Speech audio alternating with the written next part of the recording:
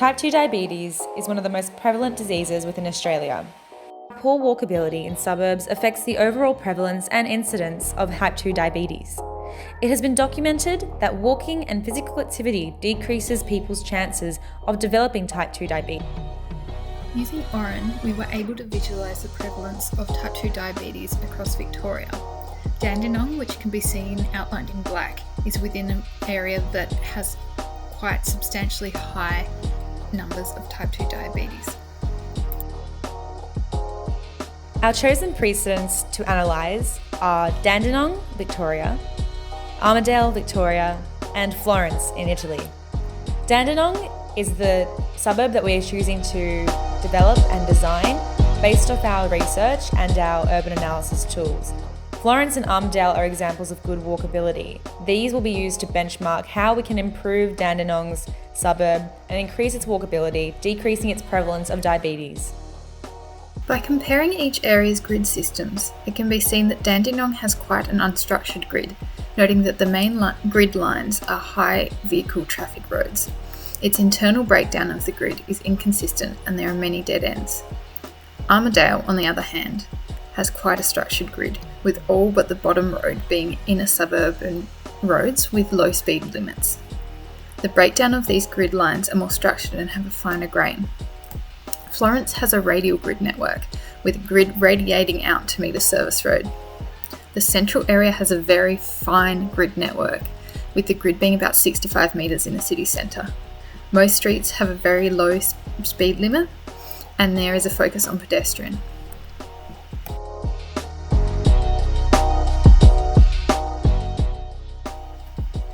Through using the Urban Network Analysis plugin for Rhino, we are able to analyse the grid networks and how these networks provide connections to particular services and facilities within the suburbs we chose.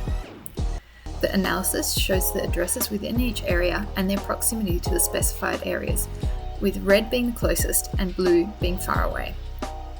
The radius of the analysis shows 1,500 metres from the destinations, as this is about a 20-minute walk. The extent of the networks used are the same measurements in order to allow for accurate comparisons. One other thing that can be seen throughout these comparisons is the difference in density between Florence and the other suburbs.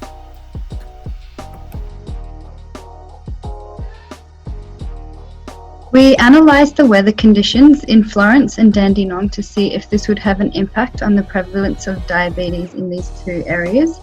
The graphs here show the hourly comfortable and uncomfortable temperatures in both Florence and Dandenong for the period of 1 year. Temperatures between 9 and 26 are comfortable temperatures. These are shown in yellow on the graph, and anything below or above is when people experience thermal stress.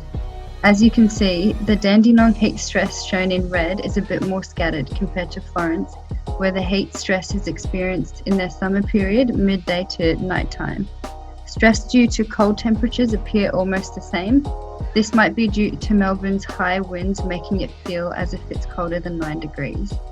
People with diabetes under thermal stress are more likely to become ill, and it may be difficult to regulate blood sugar levels.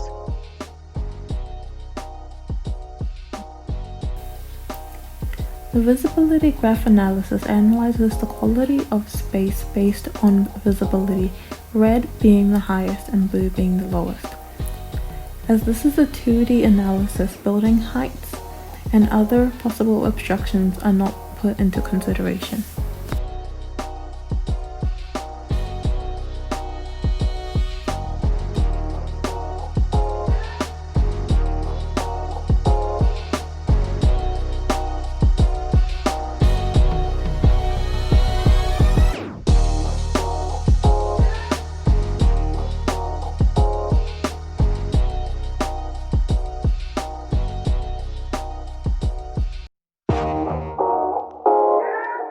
To increase the use of public transport, we have added 2 new railway stations to the existing Pakenham line.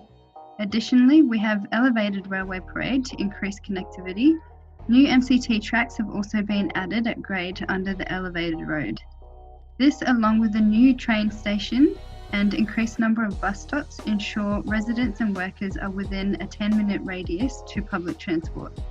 As a result, this will encourage individuals to walk to public transport rather than taking their cars. We also have increased the number of parks within Dandenong to allow easy 10-minute access for all residents or workers to open green space. Our new grid structure significantly improves the connectivity within Dandenong. The upgraded pedestrian and bike-only paths encourage walking or cycling over taking a vehicle, increasing everyday physical activity for locals.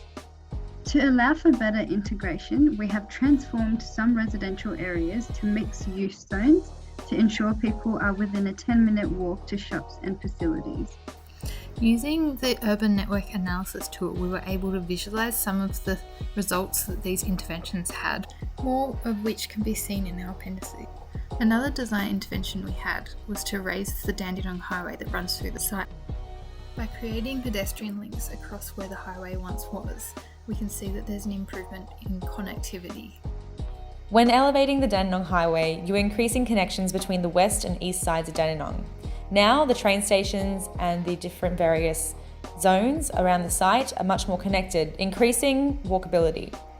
When walkability is enhanced, pedestrians are more likely to walk to their desired destinations. This results in a less sedentary lifestyle, increased walking around the site, better health for residents, and a decreased prevalence of health-related issues such as diabetes.